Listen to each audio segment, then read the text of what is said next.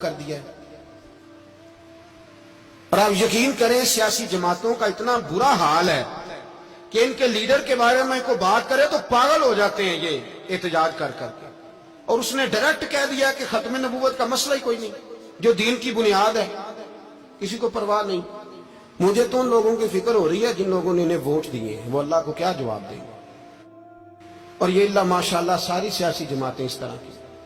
اور میرا وزیر قانون صاحب کو بھی مشورہ ہے کہ زندگی بڑی تھوڑی ہے، بڑی تھوڑی۔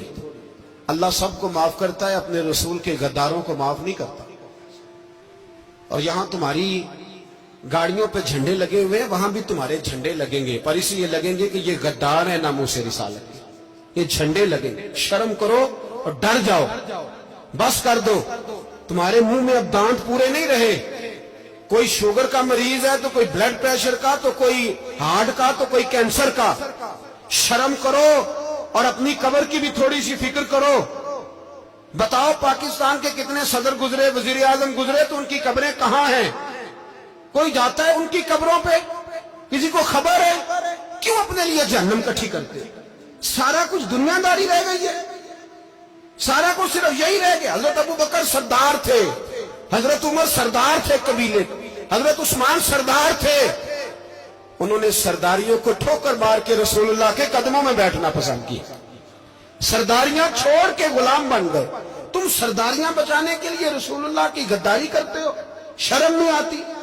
اور قوم شکوہ ہے مجھے ان لوگوں سے جو مولوی تو کہہ دیتے ہیں تو سیاست نکار، اور کسی سیاستدان کو منع نہیں کرتے کہ جب تجھے سورت فاتحہ بھی نہیں آتی تو تجھے کس نے اجازت دی ہے اتنی بڑی بات؟ اور میں نے پچھلے سے پچھلے جمعے بھی کہا تھا، پھر کہتا ہوں اور آن دی ریکارڈ کہتا ہوں، مرزائی کل بھی کافر تھے، آج بھی کافر ہے، اور قیامت تک۔ اور جو ان کے کفر میں شک کرے وہ بھی، اور پکا بے ایمان ہے، کافر ہے۔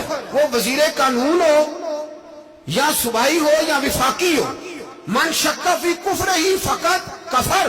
جو مرزائی کے کفر میں شک کرے وہ بھی کافر ہے۔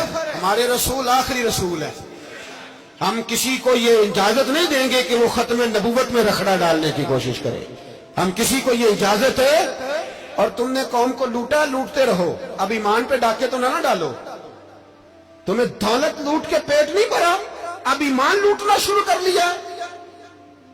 تمہارا فیکٹریاں لوٹ کر، قومی خزانہ لوٹ کر پیٹ نہیں بھرا، بھائی مانو اب دین بیچ کر اپنی حکومتیں پکی کرو گے۔ اور وہ لوگ بھی تیار ہو جائیں جو ان بھائی مانوں کو منتخب کرتے ہیں، ان سے بھی سوال کرے گا ختم نبوت کا موضوع قیامت کے دن کہ تم بتاؤ۔ ان کو سپورٹ کرتے تھے جو رسول اللہ صلی اللہ علیہ وسلم کے بعد بھی کسی نبی کو نبی ماننا درست جانتے تھے۔ شرم آنی چاہیے، خیال ہونا چاہیے۔ اور میں نے کہا کہ ہمارا دل نہیں چاہتا، آپ یقین کریں، ہمیں شوق ہے جلوس نکالنے کا، تمہارے خلاف باتیں کرنے کا۔ تم نے روز تھرمامیٹر نکالا ہوتا ہے، چیک کرتے ہو کہ ایمان کتنا ہے کتنا نہیں ہے۔ یہ پاکستان اگر صوبہ سندھ ہے تو حضرت عبداللہ شاہ غازی کا ہے، اگر بلوچستان ہے تو حضرت بابا عبد الرحمان کا ہے، اور اگر پشاور ہے تو وہ صوفیاء کا ہے، اور اگر یہ دھرتی پنجاب ہے تو یہ داتا علی اجمیری کی ہے، یہ بابا فرید الدین کی ہے۔ اس میں کسی غدار کو قبضہ کرنے کی اجازت بالکل نہیں ملے گی۔ اور ہم وہ لوگ بھی نہیں جو چپ کر کے اندر سوتے رہیں، قوم جو کرتی ہے کرتی رہے، ہمیں پرواہ نہیں۔ نہ، ایسی کوئی بات نہیں۔ کوئی بندہ نہ سمجھے کہ انہیں ہوش نہیں، انہیں پتہ نہیں، ہمیں سارا کچھ ہی آتا ہے۔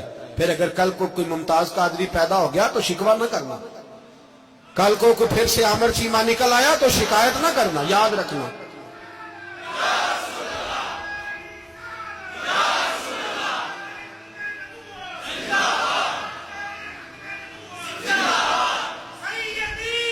تو میرے بھائی کھول کے بولو، یا نبی رسول کے صلی اللہ۔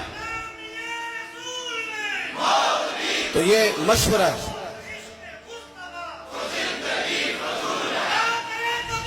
جزاک اللہ۔ تو یہ تمہیں مشورہ ہے۔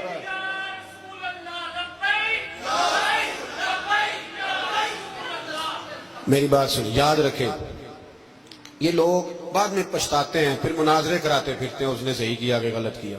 پھر انہیں ہوش آتی ہے بعد میں، پھر ان کے ہماری نکل نکل کے میدانوں میں دلیلیں دیتے ہیں. اس لیے ہمارا مشورہ ہے انہیں کہ یہ اپنی حد میں رہیں، اور جو کام تمہارے ذمہ، میں نے کہا نا تم نے بڑا لوٹا، یہ قوم روز تمہیں موقع دیتی ہے لوٹنے کا، یہ موقع دیتی ہے، تو تم نے دولت لوٹ کے پیٹ نہیں بھرے، اب ایمان لوٹنے کے چکر میں آ گئے ہو. یاد رکھو مسلمان گناہگار ہیں، غدار نہیں ہے. تمہیں دولت لوٹنے کا تو شاید موقع مل گیا ہے، پر ایمان لوٹنے کا موقع نہیں ملے گا. تو اس لیے اس کو لگام دو. اور ویسے بھی کتا جو پالتو ہوتا ہے نا، اس کو گھر کے اندر سنگلی سے باندھ کے رکھنا چاہیے. یہ تمہارے بوٹ چاٹتے ہیں، بھونکتے ہیں، تمہارے حق میں وزارتیں لیتے ہیں.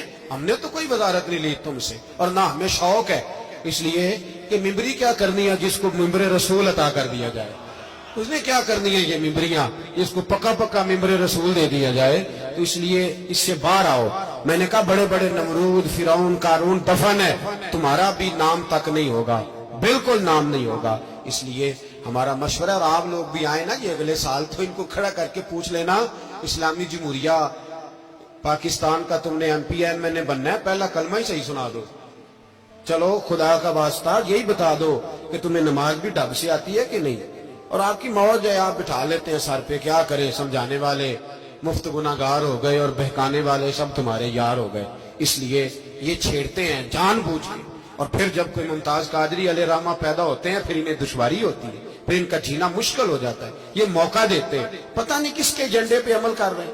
میرا سوال یہ ہے، میں نے پچھلے جمعے پھر میرا سوال ہے کہ میں پوچھتا ہوں اس آدمی کو ضرورت کیا ہے ختم نبوت پر بات کرنے، جب امت مسلمہ کے متفق کا فیصلہ ہے کہ مرزائی کافر، اسمبلی نے بل پاس کر دیا کہ مرزائی، ان کو اقلیت قرار دے دیا، اور جب سے وہ اقلیت بنے نہ ہم نے ان کی عبادت گاہ جلائی، نہ ہم نے ان کو قبروں سے نکالا، نہ ہم نے، بس ٹھیک ہے جیسے عیسائی رہتے ہیں، یہودی سے کس ملک میں رہتے ہیں وہ بھی رہے، اقلیت بن کے رہے، کوئی پر تم انہیں کھینچ کھوچ کے کیوں قریب کرتے ہو؟ تمہارا کیا جرانہ ہے ان کے ساتھ؟ بتاؤ تو صحیح.